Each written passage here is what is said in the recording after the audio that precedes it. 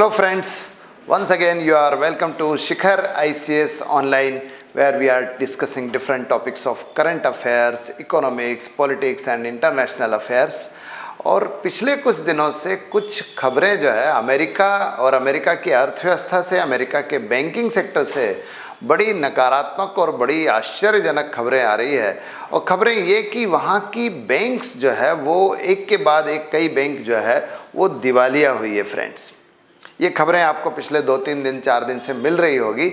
और न्यूज़ इस तरह से है कि वहाँ सबसे पहले जो एक बैंक थी एसवीबी नाम की एक बैंक थी, जिसको सिलिकॉन वैली बैंक कहते हैं। और ये अमेरिका की बहुत काफ़ी बड़ी बैंक है। ऐसा कहा जाता है कि it is the 16th largest bank of America from the point of view of its transaction, from the point of view of its turnover. और इतनी बड़ी बैंक जो है वो सीधे सीधे बैंकरप्ट हो गई, दिवालिया हो गई। और इसको जो है सरकार ने एक्वायर कर लिया है। अमेरिका में एक रेगुलेटर है FDIC, federal depositors insurance corporation, उसने इस बैंक को एक्वायर कर लिया है। और उसके बाद इसके शेयरों की कीमत भी बड़ी तेज़ी से गिरी है। और केवल SVB नहीं, इसके बाद जो है आप देखिए कि उसके 3 दिन बाद ही सिग्नेचर बैंक जो है, ये भी काफ़ी बड़ा बैंक है अमेरिका में, ये भी दिवालिया हुआ है, इसको भी एक्वायर कर लिया गया है। और आप देखिए कि एक मूडीज़ नाम की एक इंटरनेशनल क्रेडिट एजेंसी है which provides credit rating to different firms, different banks, different financial institutes. वो जो मूडीज़ है उसका ये कहना है कि अभी there are few banks are in the pipeline also, मतलब कुछ और बैंक पर भी इस तरह की गाज गिर सकती है, वो भी दिवालिया हो सकते हैं। इसमें जो फर्स्ट रिपब्लिकन बैंक है वो भी है, UMB बैंक कॉर्प है वो भी है। और ऐसे कई बैंक, लगभग 5-6 बैंक ऐसे हैं जो और दिवालिया होने की कगार पर है। और ये अमेरिका के लिए, अमेरिका के अर्थव्यवस्था के लिए, अमेरिका की बैंकिंग सेक्टर के लिए तो एक बहुत बड़ा सेटबैक है ही, बहुत बड़ा संकट का समय ही है ही। लेकिन आप देखिए कि it is alarming for the another crisis, another economic crisis over the entire world. पूरे विश्व के लिए भी एक बड़ा अलार्मिंग है, बड़ा खतरा है पूरे विश्व की अर्थव्यवस्था के लिए, क्योंकि ये मंदी की तरफ ले जा सकता है।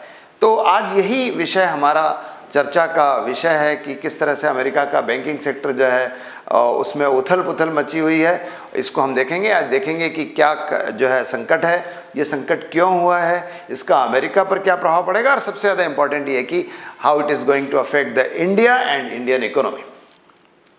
तो मैं हूं आपका फ्रेंड सुनील सिंह, आप देख रहे हैं शिखर ICS चैनल। तो शुरू करते हैं। और देखिए, ऐसा है कि मैंने बताया कि बैंक का नाम, जो पहली बैंक जो दिवालिया हुई थी उसका नाम था सिलिकॉन वैली बैंक।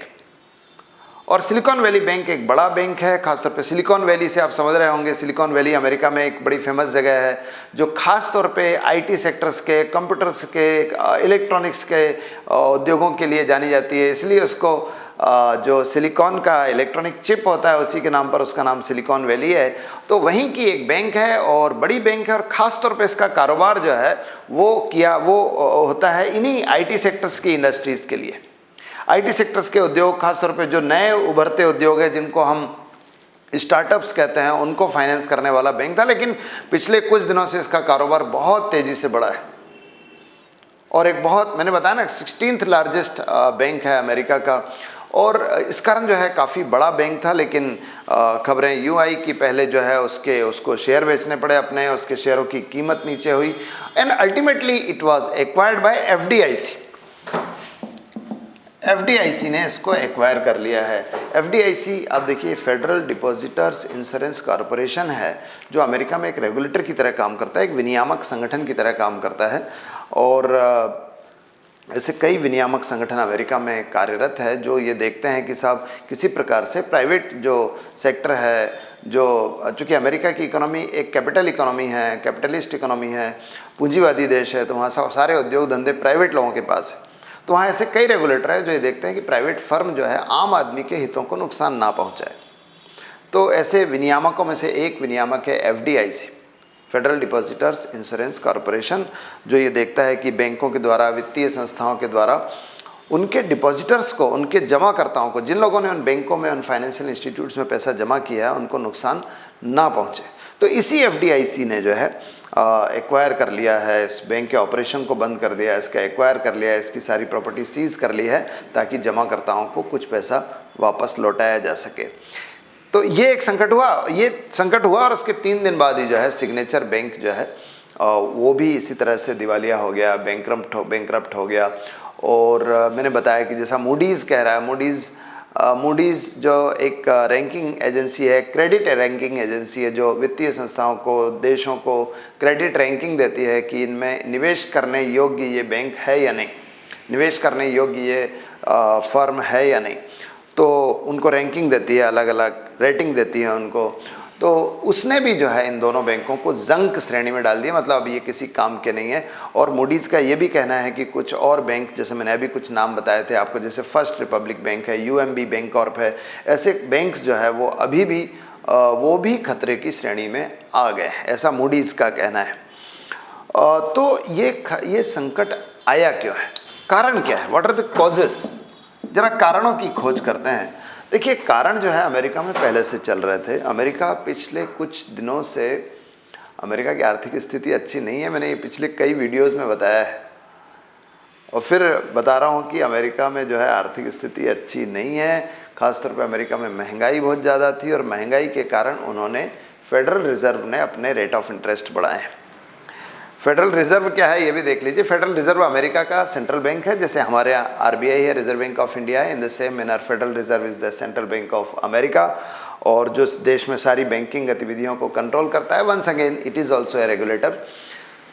तो उसने क्या किया है, अपने रेट ऑफ इंटरेस्ट बढ़ाए हैं। रेट ऑफ इंटरेस्ट मतलब अगर कोई बॉन्ड खरीदता है फेडरल रिजर्व के, ऋण पत्र खरीदता है, यानी कोई ऋण देता है फेडरल रिजर्व को, इस तरह से फेडरल रिजर्व भी, हमारे यहाँ भी आरबीआई करता है कि ट्रेजरी बिल बेच के या बॉन्ड बेच के पैसा जुटाते हैं, लेकिन वहाँ बहुत ज़्यादा प्रचलन है। तो फेडरल रिजर्व जो अपने बॉन्ड बेचता है उस पर जो रेट ऑफ इंटरेस्ट है वो बढ़ाएं।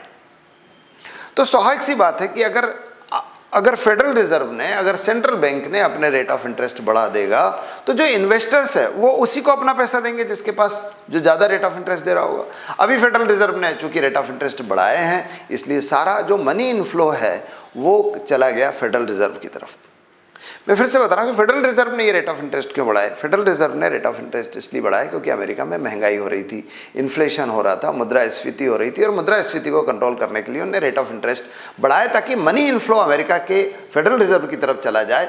बाजार में मनी इनफ्लो, बाजार में मुद्रा का प्रवाह कम हो जाए, लोगों की परचेसिंग पावर कम होगी तो रेट्स, कीमतें जो है बाजार में वस्तुओं और सेवाओं की कीमतें अपने आप नीचे आ जाएगी, मुद्रास्फीति कंट्रोल हो जाएगा।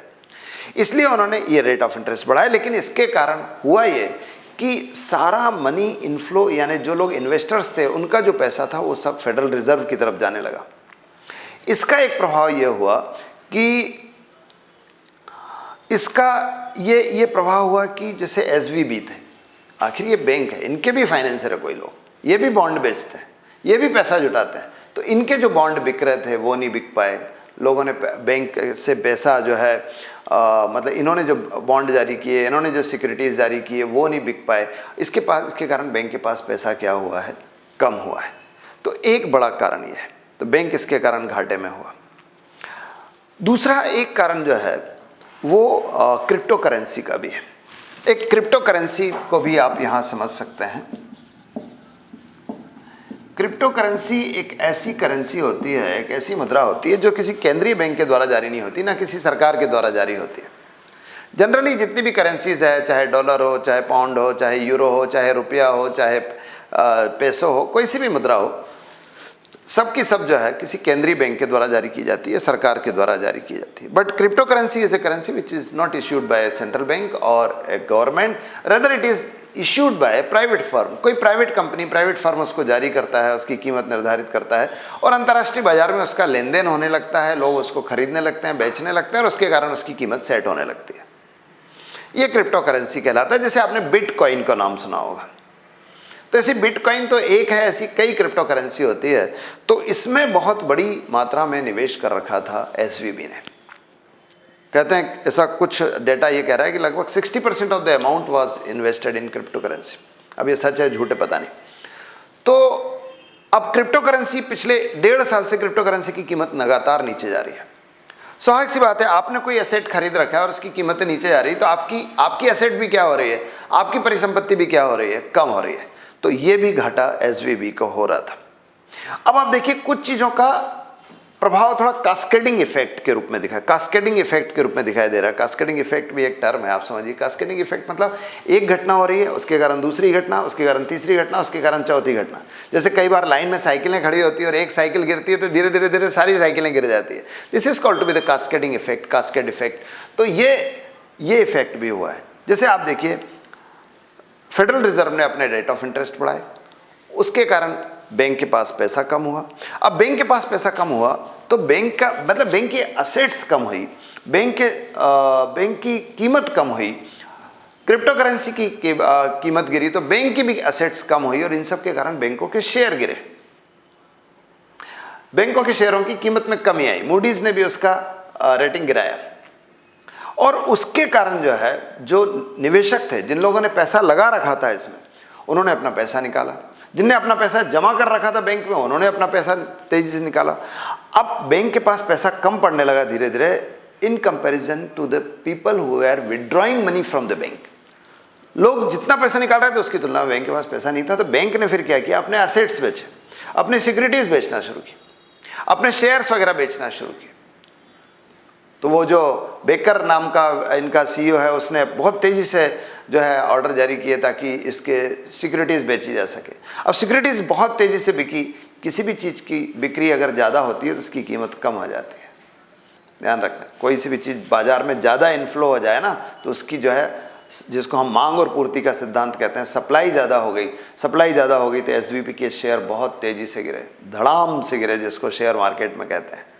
तो एसवीबी के शेयर बहुत तेज़ी से गिरे। अल्टीमेटली एसवीबी की एसेट्स कम हुई, उसका बाजार की जो साख थी, क्रेडिट थी, वो कम हो गई और इसी कारण फिर अल्टीमेटली एफडीआईसी ने उसको एक्वायर कर लिया। यही स्थिति सिग्नेचर के साथ हुई है। यही स्थिति बाकी के साथ भी हो सकती है, क्योंकि कंडीशन तो सबके साथ एक जैसी ही है, ठीक है। ये जो है, ये कारण है अमेरिका में बैंकिंग संकट के आने का। अब प्रश्न ये है कि अब क्या हो सकता है, क्या होगा। ये तो मैंने बताया कि साहब देखिए क्या है कि वहाँ एक फाइनेंशियल डिपार्टमेंट है जिसने इन दोनों बैंकों के ऑपरेशन पर रोक लगा दी कि ना इसमें कोई पैसा जमा होगा, ना कोई पैसा निकालेगा, ना किसी को ऋण देंगे, ना किसी से ऋण लेंगे, ठीक है। तो एक प्रभाव जो होगा वो बैंक पर ही हुआ कि बैंक जो है बंद हो गए। पर्टिकुलर बैंक की बात करें, मैंने बताया एफडीआईसी ने इसको एक्वायर कर लिया है। प्रश्न ये है कि जिनने पैसे जमा किए थे उनका क्या होगा। जिन्होंने पैसा जमा किया उसके लिए अमेरिका में बहुत अच्छा सिस्टम है। मैंने बताया कि इसको एफडीआईसी ने एक्वायर कर लिया है और एफडीआईसी जो है इंश्योर कर रहा है कि साहब जो जमा करता है, जो डिपॉजिटर्स है, उनको तो पैसा मिलेगा। तो इन्होंने क्या किया है, एक बैंक बना दिया, एक ब्रिज बैंक बना दिया कि जिसमें सारा असेट्स, सारी परिसंपत्ति जमा हो जाएगी एसवीबी की और सिग्नेचर बैंक की, और वो जो बैंक है, ब्रिज बैंक है, वो उसको ऑपरेट करेगा एफडीआईसी, और एफडीआईसी धीरे धीरे जो जमा करता है उनको पैसे लौटाएगा। ये तो समस्या का केवल फौरी हल है साहब, केवल एडहॉक बेसिस पर आप हल कर रहे हैं, तदर्थ समस्या को तदर्थ रूप से निपटा रहे हैं, जिसको कहते हैं कि साहब putting the garbage under the carpet. लेकिन समस्या बड़ी है। समस्या बड़ी यह है कि इससे अमेरिका की आर्थिक साख गिरेगी। आपने पता देखा कि नहीं, जो स्टैंडर्ड एंड पुअर नाम की रेटिंग एजेंसी है, उसने पिछले 2 साल में अमेरिका की रेटिंग 3 बार गिराई है। अब अगर ये बैंकिंग सेक्टर पर खतरा मंडराता है और कुछ बैंक अगर इस तरह से आगे दिवालिया होते हैं, तो स्वाभाविक सी बात है कि इससे अमेरिका की आर्थिक साख गिरने वाली है। अमेरिका में जो इन्वेस्टर्स जो इन्वेस्ट करते हैं, जो उनके बॉन्ड खरीदते हैं, वो नहीं खरीदेंगे, वो इन्वेस्ट नहीं करेंगे। तो अमेरिका जो है एक बड़े आर्थिक संकट की ओर जा सकता है इसके कारण। तो अमेरिका की आर्थिक साख जो है वो प्रभावित हो सकती है। अमेरिका खुद एक आर्थिक संकट में जा सकता है और ये कई और बड़े बैंकों को लेकर डूब सकता है, ध्यान रखना। आप देखिए 2007-8 की जैसी मंदी है वैसी मंदी आ सकती है। कुछ लोग तो ये कह रहे हैं अमेरिका में मंदी आ सकती है, क्योंकि बैंक डूबेंगे तो बैंक ऋण देना बंद कर देंगे। बैंकों से ऋण देना बंद करेंगे तो लोगों के पास पैसा, बैंक अगर सारे बैंक ऋण देना बंद कर देंगे तो बाजार में पैसा लोगों के पास कम हो जाएगा। बाजार में पैसा कम होगा तो लोगों की जो क्रय शक्ति है, परचेसिंग पावर है, वो कम हो जाएगी, और परचेसिंग पावर कम हो जाएगी तो लोग बाजार से वस्तुएं और सेवाएं जो खरीद रहे हैं वो कम हो जाएगा। और वो कम हो जाएगा तो स्वाभाविक सी बात है कि बाजार में वस्तुएं और सेवाएं नहीं बिकेगी, वस्तुओं में सेवाएं और बाजार में वस्तुएं नहीं बिकेगी, सेवाएं नहीं बिकेंगी, तो स्वाभाविक सी बात है कि उद्योग बंद होंगे क्योंकि उनका उत्पादन ही नहीं बिक रहा है। उद्योग बंद होंगे तो लोग बेरोजगार होंगे, लोग बेरोजगार होंगे तो उनकी आय कम होगी, तो आय कम होगी तो समस्या तो आय कम होने से ही पैदा हुई थी ना। तो ये समस्या इस तरह से चक्रीय रूप से आगे बढ़ती है और इसी को हम कहते हैं कि मंदी आ रही है।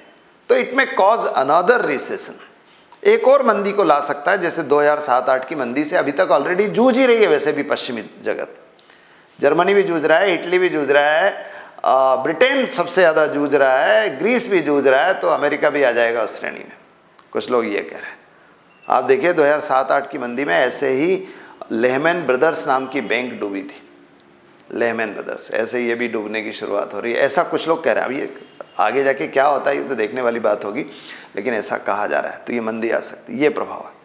प्रश्न है कि इंडिया पर क्या प्रभाव होगा। देखिए इंडिया पर प्रभाव को दो एंगल से देखिए। एक तो इमीडिएट इफेक्ट क्या होगा। इमीडिएट इफेक्ट तो ज़्यादा नहीं होने वाला क्योंकि इंडिया की किसी कंपनी में एसवीबी का इन्वेस्टमेंट नहीं है भी तो वो बहुत छोटे छोटे स्टार्टअप्स है, जैसे पेटीएम है, नापतोल है, ब्लू स्टोन है, और ऐसे कुछ कार वाले हैं, ऐसी कोई छोटी छोटी कंपनियां जिसमें स्टार्टअप्स है, उनमें इन्वेस्ट है, आईटी कंपनियां से इनमें इन्वेस्टमेंट है। स्वाभाविक सी बात है कि इन कंपनियों पर प्रभाव पड़ने वाला, और इन सब कंपनियों के शेयर गिर भी रहे हैं शेयर बाजार में, तो इन पर तो प्रभाव पड़ने वाला है। इससे ज़्यादा कोई बड़ा प्रभाव तात्कालिक तौर पर इमीडिएटली पड़ने वाला नहीं है। लेकिन अगर अमेरिका की इकोनॉमी में कोई बड़ा एवलांच आता है, अगर कास्केडिंग इफेक्ट है तो कास्केड तो एवलांच में कन्वर्ट हो सकता है। अगर एवलांच आता, कोई बड़ा उथल फुथल आता, तब हमको प्रॉब्लम होगी, क्योंकि हमारा अमेरिका से ट्रेड बहुत चलता है सब।